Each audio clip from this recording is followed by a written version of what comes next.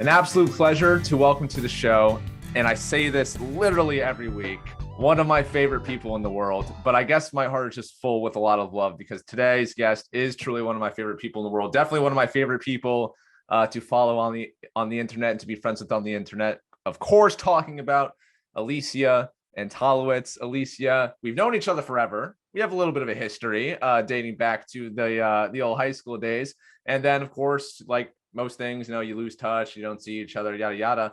And then I think once I started doing this podcast, late 2020, I think you would come across one of my episodes, you DM'd me, said, "Hey, Troy, great stuff, keep it up." And I always respond to anyone who comments to me about the show or anything. And we just started having a rapport back and forth. I would DM you on something that you said or did, and you would DM me on something I said I did. So we have a very positive Instagram friendship here, which I love because I'm all about good vibes and spreading good energy, especially when two people are putting stuff out there or putting themselves out there to the public, whether it's my writing or my podcast or these dumb Instagram videos I do, whether it's you putting out content on Instagram as well, which we're going to talk about that as well. So we got a bunch to cover today. I'm really excited to have you on. Thank you again for joining me and for being such a good pal. How are you? I'm great. Thanks for having me. I'm honored. Fantastic. I'm like, are you sure you want me?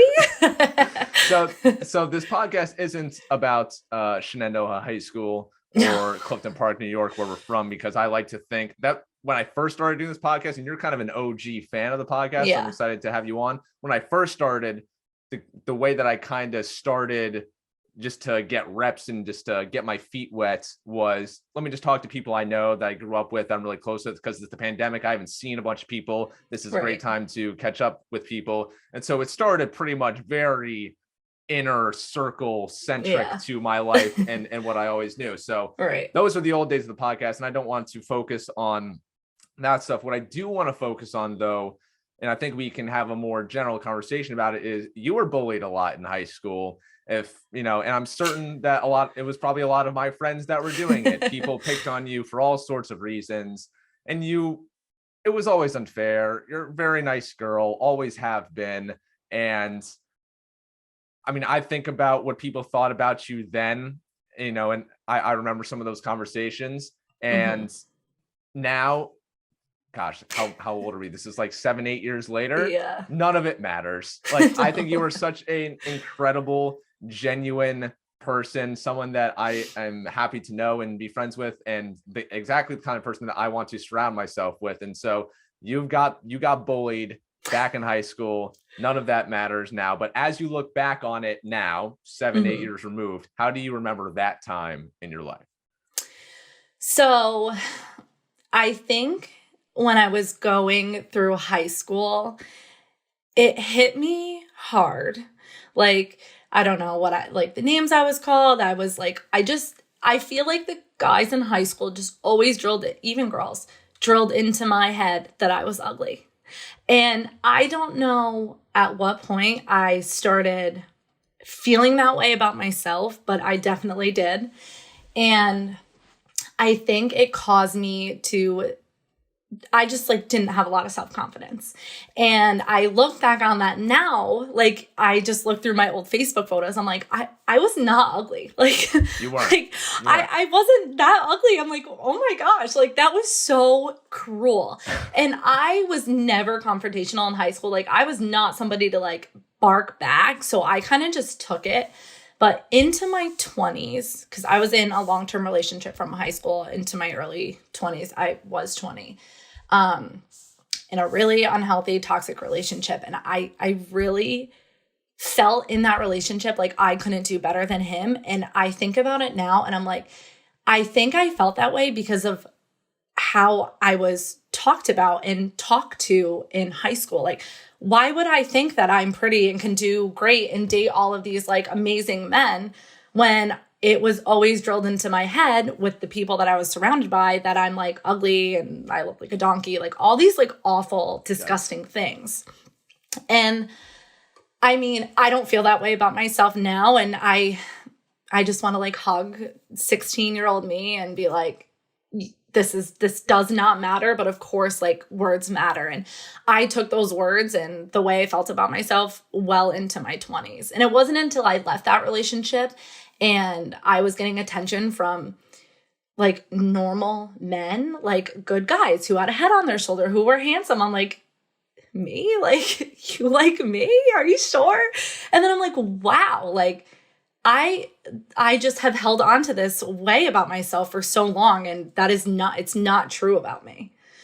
So it's crazy how life or death everything was at that point. We thought that So every dramatic. person that we hung out with, everything we said, every tweet we posted was going to define us for the rest of our lives. Yeah. Literally, none of it matters. I was listening No. to a podcast earlier today, and the guy was saying that, so the Gary Vee was, who I don't know if you're familiar with Gary Vee, but he's one of my favorite online social media personalities. Someone asked Gary, Okay. hey, how do you get the confidence to be just so outwardly you when you post on Instagram and TikTok? And he's like, because I'm not in fucking high school anymore. Yeah. Because I recognize that none of those people matter. That if you just are confident in who you are and lean into who you are, people will respect you for that. And, you need to stop caring about what that 15-year-old kid that was sitting next to you in homeroom or that kid next to you at lunch, what they're going to say. And you know what's crazy is that I still do think about that. I don't know why. And I'm sure you can probably relate to as well when you put something out there. I'm like, I see all the people who view my Instagram story. A lot of these kids are from where I grew up. I still care with this no one that I haven't talked to in 6 years. I still care what they think. Why do we do that? I know. Yes. Like I like that. Yes. I think it was like a big transition for me too, moving back home, which we can talk about. But I was so terrified because I started blogging and all of my Instagram work when I was living in a different state in a big city where I knew nobody. And then we found out that we were moving home, and it was kind of like I had this terror in me. And I'm like, I'm not doing this anymore. I cannot go home. I'm going to run into like that boy in the grocery store or that girl, and they're going to like talk about me. And I'm like, and then I just had to like check myself. I'm like, you don't care when you're in Chicago. Why do you care when you're home? Like, you don't need to care when you're home. And also, like, you just do. You just take it with you. Like, you don't need to care. Like, it's the biggest lesson that I've learned is nobody gives an F. Yeah. Like, nobody does. And it's the same with you too. Like, I'll look at my Instagram stories and it's like, I also look at my sends because I have like a business profile. I think you probably do too, but I can see how many people send my Instagram story. And then I'll go and see who looked at my Instagram story, and it's always all these random people from high school. And I'm just like, I just can't give this my time of day. Yeah. Like, it's not serving me. It doesn't serve you. It's not worth it. And hopefully you are confident in yourself enough to the point, and I think you are, where those opinions don't matter. And the best thing about it is you are doing better than so many of those kids from high school that thought they were hot shit, that thought that they were going to be, making $1 million by age 25 and yada, yada. Like, that's the best part, is shoving it back in their faces. So I'm proud of you. And it's like, even if I'm not doing better, and even if I had 50 followers and I just wanted to do what I wanted to do, then like, that's fine too. You know what I mean? It's just, you have to stop living in fear of what everybody else is saying about you. It's absolutely, once you throw that out, your life just becomes completely changes. Once you stop caring what other people think and you just decide to be unapologetically you, that's the unlock. And it's an amazing feeling once you get there. Still working on it. Me too. I tell myself that every day, but it's still, I think it's a natural human instinct that we have to really care what other people think. So still working on it, but we'll eventually get there one day. You've mentioned a couple of things already that I want to talk about. Let's go back, if you don't mind, and tell me if you're uncomfortable. This toxic relationship that you were in when you ended it around age 20, it's probably something that you realized at some point during the relationship, this is bad, this is unhealthy, I shouldn't be here. And you probably hung on too long, longer than you should have. Why did you do that? It's really hard to explain unless you're in a situation like this. I think the reason why I held on so long was because I met this boy when I was 15. We started dating when I was 16, and he just was such a big part of my life.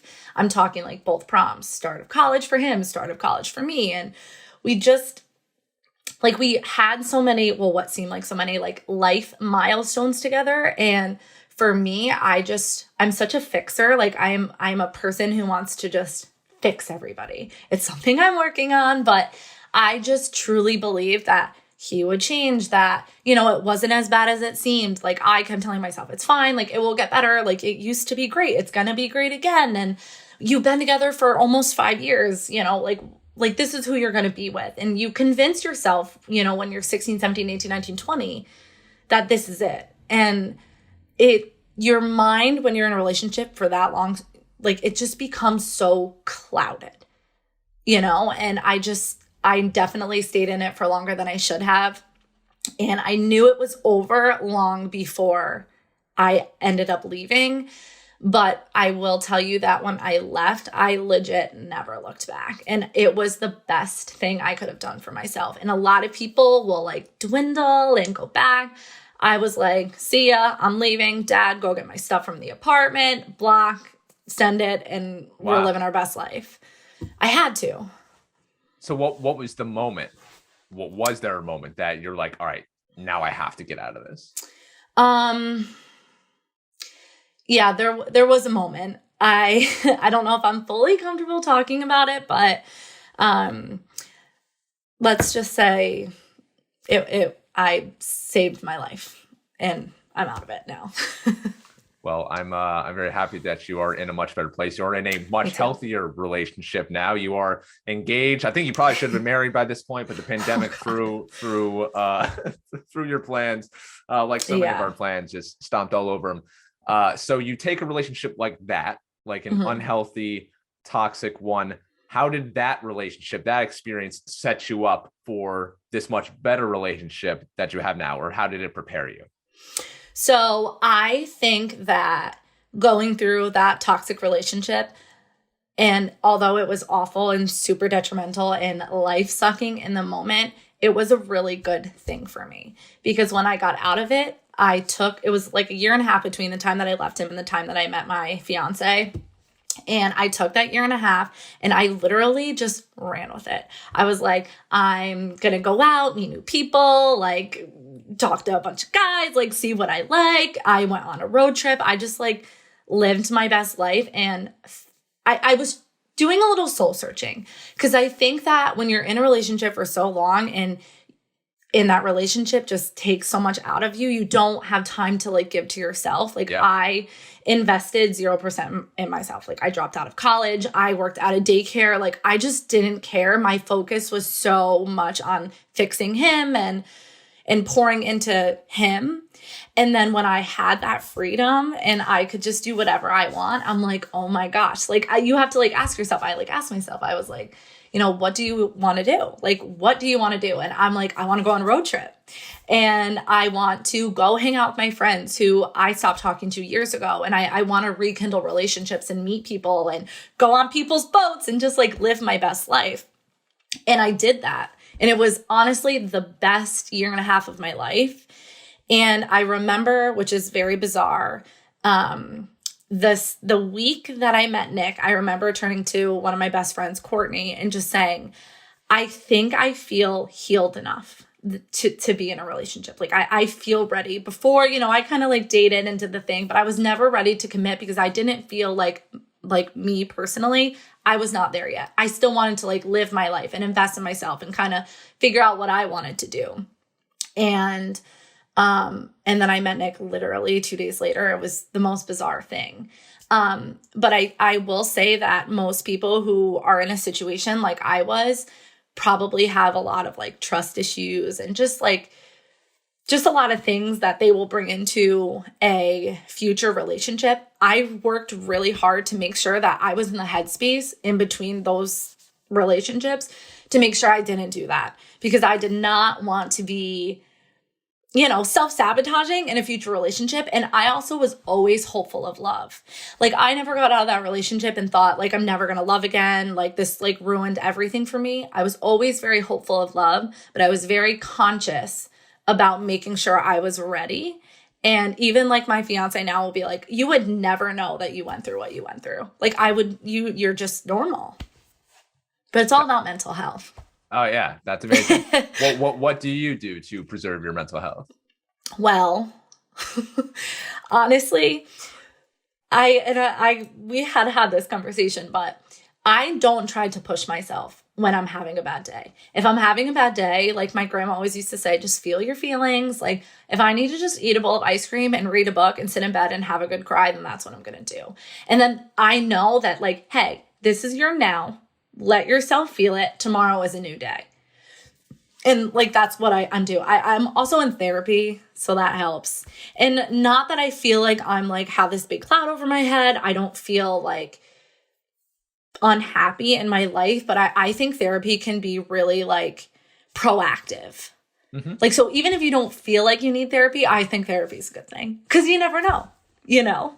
And, like, even when I'm being dramatic, like, my therapist, she's very honest with me. She's like, you're being dramatic. I'm like, okay, like, it's just good to just be proactive, especially if you are somebody who has struggled with mental health in the past. And I have.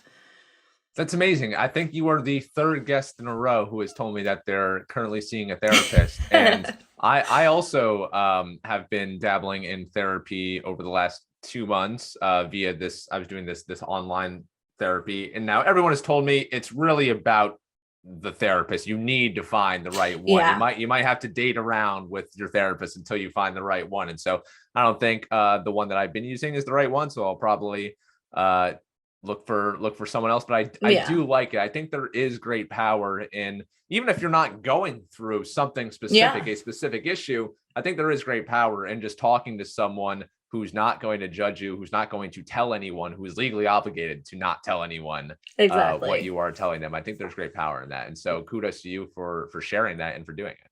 Yeah, I try. Speaking of inspiration, you probably need to have a lot of inspiration to do what it is that you do. So you also go to school. You are wrapping up your bachelor's degree, which you left on the table when you dropped out of college. You're now back at Southern New Hampshire University. Shout out to the great state of New Hampshire, live free or die. So you're getting your degree, and you're also planning a wedding, and you're also putting out a lot of content on Instagram. Now, I'm very fascinated by this. This is adjacent to the space that I work in. I'm very interested in content, whether it's podcasts, YouTube, social media is where I spend a lot of time for my own work, and then for my own, writing and whatnot. Like, I love it. I very much enjoy finding good people who are putting out good stuff that are trying to make the world a better place. You are one of those people. How did you first get into this business? So I don't think I intentionally meant to get into the business. Like I said, when I moved to Chicago, I just felt super inspired. But also I moved to Chicago because of Nick's job. And I needed something for me. You know what I mean? Like, I had been in a relationship before where, I poured my all into it and nothing into me. And I really wanted to be good at something. Like, I've never been the type of person who has had the biggest dreams or knew what they wanted to do. Like, my fiance, he knew what he wanted to do a year after being at Hudson Valley. Like, I know so many people, they're like, I wanted to be a nurse, they're a nurse. I wanted to be a doctor, I wanted to be this. I love to be sociable. So I also don't have a talent. So I was kind of, do you know what I mean? Yeah, yeah. I just really struggled with when I re-enrolled I enrolled at SNHU, and I'm like, you know what? I like marketing, and I sat on finishing my degree for a while, but I'm like, I need something else. So obviously I followed a lot of influencers, and I just was fascinated by the fact that people loved that they literally would just get on Instagram stories in their pajamas and just chat about their day. I'm like, I love that. I'm invested in that. I think it's hilarious. It's great. It's also, I think, what people want our age, in Gen Z, they love realism. This is the world we're about to be living in, that we are living in now. But I think it just kind of, like, I just posted a picture on Instagram one day when I was in Chicago, and I just did like a little recap of my day, and it got such good amount of likes, and it got a lot of attention, more than like my other Instagram posts would do. And then I said to Nick, I'm like, I'm gonna like try to make a TikTok. And I really just remember like feeling like I wanted to put myself out there and just create a space of, like, for me, pretty much. And something that I could do. I'm like, I can talk to people. I'm outgoing. I'm sociable. Like, I could do this, and I want to do this. So I'm going to try it. And I really just like posted that one picture, and then I just started to become consistent with it. And then I got an email for my first collab, and things kind of just like spiraled into this thing. That first email that you got, because I mean, you've seen them everywhere, where you post a picture on Instagram and someone comments in like, DM me for collab, and none of it is ever legit. So you actually got a legit one. What was that like when it first came through? So I remember once I started doing this, I talked to a few people, a few bloggers in Chicago, and just a few friends that were kind of like taking that path. And I'm like, what do you think I should do next? Like, because I post pictures and I love that, and I talk about what I do, like, on my Instagram stories and on like my captions, but like, what is my next step? And this girl, she was like, put your email in your bio. I'm like, why would I do that?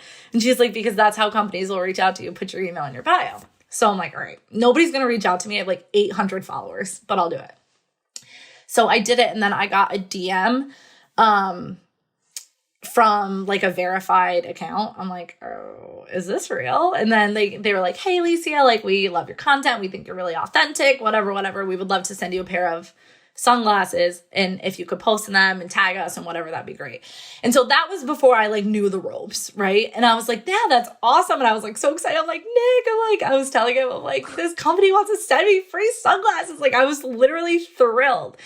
And then I feel like just over like the course of the next couple months, I was getting emails from like actual legit companies. Now you will get those emails from the scam artists and the randos, and I now know how to like decipher who's real and who's not. But it was surreal. Like I still get emails, and I'm like, are you sure? Like, well, mate. I'm like, really? I guess. That's and they're amazing. Always like, and they'll watch my Instagram story from like a weird account, and they'll be like, yeah, we've been watching your Instagram stories. I'm like, oh, so that's who you were. So this is something that I struggle with sometimes, is whenever you're making content, let's say, how do you delineate between posting and actually living your life? And this is what I mean. I never want to get to a place where I am doing something in my real life just so I can write about it, or just so I can do a podcast about it or talk about it on the podcast. Like, you know what I'm saying? Have you ever gone out and done something just so you can post about it or talk about it on your Instagram stories, you know? Yeah. No. And I think for me, I started talking about things in my day-to-day life. So it wasn't like I had to go out and do something. I'm just like, hey, like, these are my wine glasses. Like, I'm obsessed with them. Like, here's a link kind of thing. Or, you know, like, this is how my day went. I'm a hot mess today. But I have never like gone out and been like, oh, I need to go to this place just so I can post about it or get this cool content. I try to keep my content within like my real life. Yeah. I'm not a fashion blogger. I'm not a travel blogger. I'm just like literally me. Like, I don't have a niche. Like, so I'm just like, and that's funny because that's always the advice. The advice on TikTok that you always see down, is right. Find your niche. That's the key. And it's just not like as soon as I start doing that, it's probably a good time for me to reevaluate my life. But no, my content is always within my own realm. So why is there that because it sounds dumb, right? You just hop on Instagram stories and you do 8 posts worth of you just talking. Why does that work? Because it sounds crazy. It sounds like a terrible strategy, but it can work, right? Yeah. I have no idea why it works. But my theory is that people like to see real people and hear normal stories, you know? Like, it's cool to watch like Kim Kardashian West story all day, but like that is not relatable. But for me, I'm like, I just spilled my coffee all over my place. Like, my pimple patch is coming off. Like, this is my reality. And people are like, I had the same type of day. And I think honestly it works just because it's relatable. Like, people can have conversation about that kind of thing with me. And like, brands love that. Like, and that's always something, like, when a brand reaches out to me, they'll always be like, you're just very authentically yourself. Like, you're just like very you. And so it works for me. My favorites are when I mean, I guess maybe this isn't good for you, being authentically you, in the sense that because you're always a hot mess on the Instagram stories. I feel like your life is always in chaos. I know. I'm just like, this is my reality. Now, how did you get the courage? Because so many people do feel the need to not be themselves on Instagram, that it's a highlight reel, to post the version of themselves that is really only existing about 2% of the time, right? Yeah. But that's the light that they try to portray. What I like about you is that you'll go on your Instagram stories, no makeup, like you just woke up and you just spilled on yourself. How did you get the courage to do that? Oh my God. I don't know. I think it was because I loved creating content and getting on Instagram stories and talking about my day so much. But I'm like, I am not putting makeup on for these people all day because that's not my reality.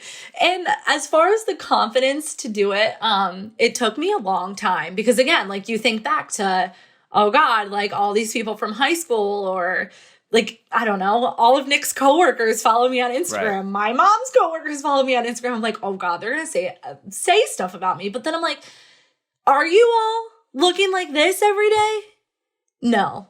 You probably look like me every day with my hair in a bun and my pimples out. And like, that's just a reality. And I think that's why I have such good feedback. What kind of feedback do you get? Like, I just always, like, people are always in my DMs and they're just like, you're hilarious. Like, this is everything I needed today. Like, I'm feeling the same way. It's just always people messaging me, just relating to me. And I'm like, awesome. All right. It makes me feel like, you know what I mean? It's worth it. If nobody ever said anything, then I probably would put makeup on every day. But it's just not my reality. And I'm trying to like depict a real version of myself. Yeah. You know, like, I cry a lot. I don't always have makeup and my hair done. It's just, it is what it is. So it's easy for men. Right. I know. Right. Like, do you have a, like a content schedule of some sort? I'm doing this at this time on Instagram. I'm doing this at this time on TikTok. I'm doing this 3 times per day. How do you organize it? So, I don't have a specific content schedule at the moment. I kind of took a little bit of a break the past few months, and I just kind of get like, I'm just getting in the swing of things now. But I always, every single day, will try to get on my Instagram story, but I don't really like follow a pattern. It's kind of like, again, it needs to serve me. So if I'm feeling stressed out and I'm like, oh my gosh, like, I need to get content done. I have this collab I need to do, like, and I'm feeling overwhelmed, I will shut down. And so it needs to be on my own time. Okay. So Tuesdays I normally have off, and that's when I will do all of my content. And then I'll just kind of put it out whenever I feel like it. I have good engagement days, Sundays and Mondays, and Thursdays are really great days for me to post content. So that's kind of like normally when I will post, if I post at all. And as far as TikTok, I'm just starting to dip my toe into it, like, a little bit. Like, I post funny TikToks of like my cat or something. But I'm trying to take it more seriously because I feel like TikTok is a really big opportunity and I do not want to miss out on it. Yeah. And I feel like, one, I have a lot to say, and 2, I have had a lot of experiences, and I'm going through a lot of experiences now. And so I'm trying to like up my game on TikTok for sure, and on Instagram, but not really a schedule. But I will have one eventually. It's my goal. It's one of my goals for this year. So that was going to be my next question. What exactly is the goal? Where do you want to go with all of this? So I don't know. I mean, ideally, in a perfect world, I would love for my Instagram to take off and for me to be able to make money doing it so I could be a stay-at-home mom, stay-at-home wife, that kind of thing. But, if not, that's okay. Again, this is like I started doing this so it's an outlet for me, and I really wanted just like a creative space for myself. And as soon as it stops serving me, I will stop. But my goal is to just let it flourish. I hope it will. So you're not putting all your chips in this basket. This isn't like I have to succeed at this and I will not stop until I do. No. And it's just like, I think that after I graduate, I will take a year, because I work full time with taking care of my grandma. But I will take a year after I graduate and pour myself into my Instagram and just create all the content that I want. Because right now my time is so limited with the wedding, with school, with work. It's just, I only have so much time. But I always say to Nick, like, when I have more time and I can pour into it, I want to just see where it goes before I decide, like, okay, this isn't what I really want to do for a career wise. I know it sounds so bizarre, but that's the dream. But when you tell your parents or your parents' friends or your friends or new people that you meet and you say, oh yeah, I do X, Y, and Z, and I also have this Instagram account where brands pay me to do stuff, and I take pictures and I talk about my day on Instagram. What's the reaction that you get? Well, my parents are like super proud. And Nice. like I think for a while, again, like they saw me in like a not so great spot. And I don't know, they love it. Like, I just got a really, really, really big collaboration with a huge company last week. And I literally called my dad crying. I was like, Dad, I'm like, you're not going to believe who just emailed me. And he was like, oh my gosh. Like, he's like, you're going to be one of the girls who's just making her money off of Instagram. I'm like, I know. And, my mom like thinks it's like the greatest thing ever. My mom is one of my biggest supporters. She's always, always, always like in my Instagram DMs. And the same with their friends. Like, they all follow me. They think it's great. My parents are pretty young. So they have like a grasp on like what this could be. You know what I mean? Not everybody might take that the right way, but they also understand that like, if I don't make it, there are other paths that I can take. You know what I mean? I'm glad that your parents have a grasp for what you're doing. Because every time I send my parents, hey, listen to this podcast I just did, they're like, I don't know how to listen. Mom, just click the link. I've made it as easy as possible for you. Just click the link. It's that simple. Yeah. No, my dad is really tech savvy. Really tech savvy. And my mom is, but she gets it. She's on the Instagram game for sure. So if you have listened to the podcast, you've probably found out at some point that I am a minimalist. I do not own that many things. I get anxious when I see things. I bought this nice couch a couple months ago, but it's massive. And I'm already freaking out about the time that I have to move it.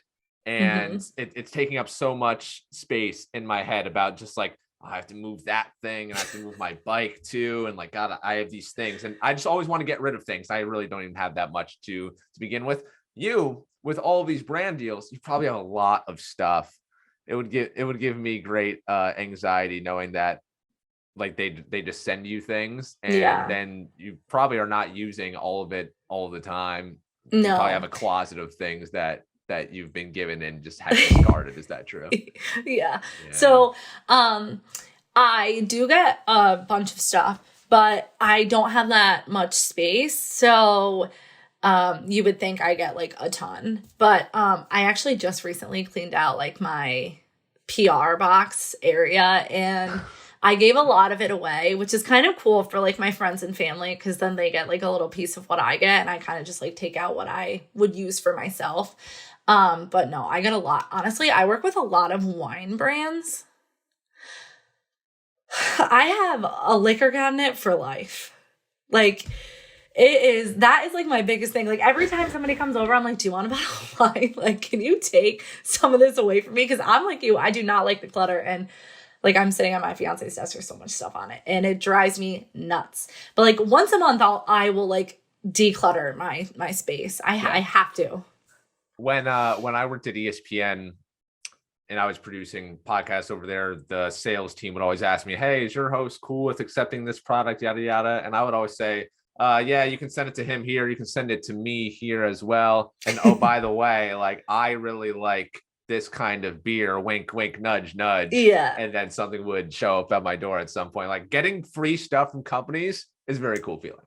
No, it's a very cool feeling. And so like that is like I was on Cloud9 when I started to get like free stuff from companies, and then on double Cloud9 when I started to get free stuff, and then I was getting paid to post about it.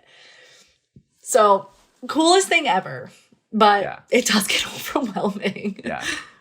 I do want to transition away from this topic, which by the way, I love talking about it, and I can't wait to talk to you about it more in the future. What would you consider right now to be your biggest flaw, and how are you trying to correct it? Oh my gosh, time management. Yeah. I'm terrible. I get so exhausted so easily, and I have a really I'm a yes person. Yes, I'll do this. Yes, I'll do that. Like it's truly my biggest flaw is I am awful at time management. So that is again one of my goals for this year. I've just been writing like a really big to-do list at the beginning of the week and kind of like breaking it down into my days, like when I can get stuff done, but I'm awful at it. Like I am a procrastinator. My homework is all day Sunday and I hate it every Sunday. I'm like, why do I do this? Yeah. My biggest flaw is I can't. I will sit on my butt all day if I feel overwhelmed. My time management technique that I would give to you is to tackle your hardest challenge for the day first, just because that is when your brain is freshest. That's especially the earlier in the day that you can do that, the better. For example, like take my morning workout. I like to do my workouts in the morning because I know I'm just going to be hit with an avalanche of stuff later, like things with my job, things just rapidly change throughout the day. And it's like, oh, now I'm not going to have enough time for that workout by the time 3 p.m. rolls around because X, Y, and Z has happened. The same thing with whatever your hardest task for the day is. I would recommend just do it first, get it out of the way. And if you accomplish absolutely nothing for the rest of the day, at least you did that big, hard task, that most important thing. That is great advice. We'll be taking that into my weekend of homework. Fantastic. So before we wrap up here, I think you said you wanted to ask me a question or two about something. So I would, just because I value your voice, what you have to say, your opinion, OG fan of the show. So you can kind of speak on behalf of the OG fans, which shout out, by the way. Yeah. No, so I know that you focus this podcast about people in their 20s. Like, what are your goals for this podcast? Like, do you plan on doing it until you're in your 30s? Will the scope then change? Like, are we going to like start focusing on like the 30s in a few years? Because it's coming up. It's coming up.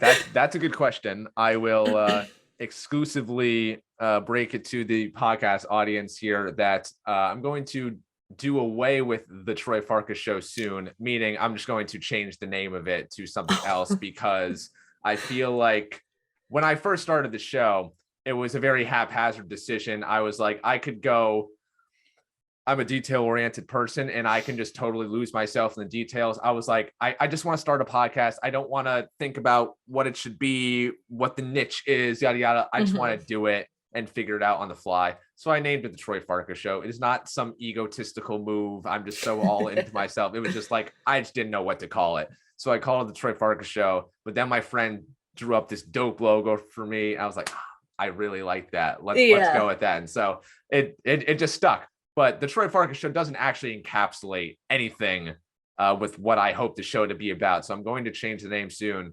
If you or any of you have recommendations for what do you think it should be along that theme of, hey, getting through your 20s, here are things you care about, blah, blah, blah. My DMs are open at Troy_Farkas. So I want to definitely keep doing the podcast. It will change names. If it continues into my 30s, that's an interesting question. That's something I haven't thought about. And so I want to keep writing. I consider myself a writer first. And I just launched a Substack page as well. I love writing. And so when it comes, and I want to keep writing, I've been writing for years. And when it comes to what I actually want to put out to the world, what I'm motivated to, it is just how to get the most out of yourself and get the most out of life. I don't want to write fiction. I don't want to write creative writing. I love history, but I don't want to write about history. Like this is what I'm passionate about writing about, is how to be the best you. And I like writing about things that are actively going on in my life and your life and people in their 20s. So as long as I will be writing and putting out things for people to read, it will be about that. It will be about getting better within the context of your life at that moment. So right now, that is your 20s.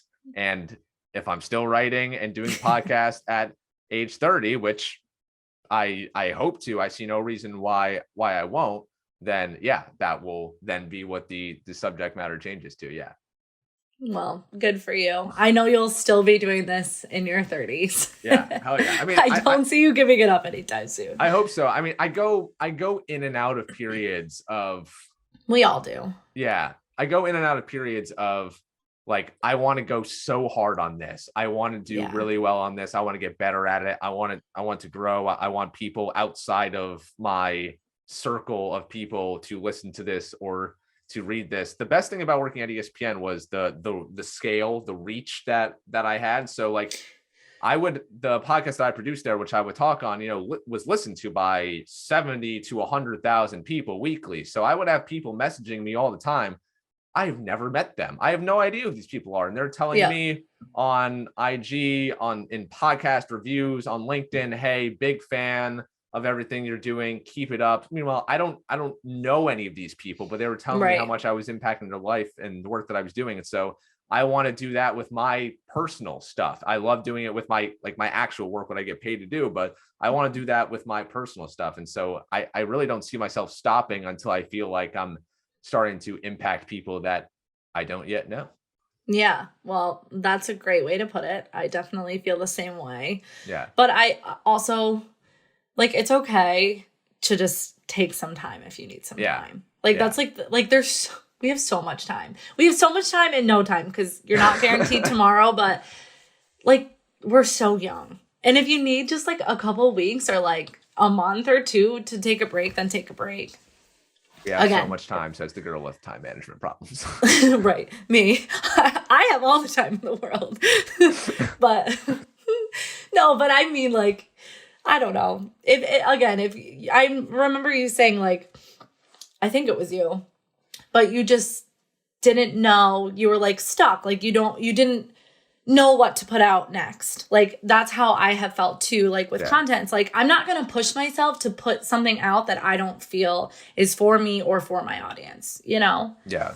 Like, it's not worth it. I think the most important thing when it comes to putting yourself out there in this way is you always have to think about what is the best way to deliver value to the people that are consuming you. And I think when you feel like you're no longer doing that, then you should stop. I mean, I feel like a lot of this conversation that we just had can be consumed and learned from by people who are in toxic relationships, from people who are wanting to be in the online content creation business or just trying to figure out how to move out or why they should move away from their hometown. So when I feel that no longer having conversations that support that vision, then I'll stop. But I don't plan on stopping anytime soon. Well, I don't think you should. Allysia, thank you so much for coming on today onto the Troy Farkas Show, one of the last episodes of the Troy Farkas Show. There you go, exclusive breaking news. Sound the bells. Thank you so much for joining. I will put all of your info in the show notes of today's podcast so people know where to find you, so that brands know where to find you, yada yada, all that good stuff. We'll try to get you another dozen bottles of wine. Allysia, thank you so much for joining me. Thanks for having me, Troy. Have a great week. You too.